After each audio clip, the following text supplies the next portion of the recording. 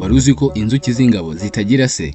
Ubundi inzuki zose zibyarwa n'uruyuki rumwe bita umwamikazi. Umwamikazi rero uburyo akoresha kugira ngo abyare zino nzuki ni uburyo bwa haplodiploid sex determination system.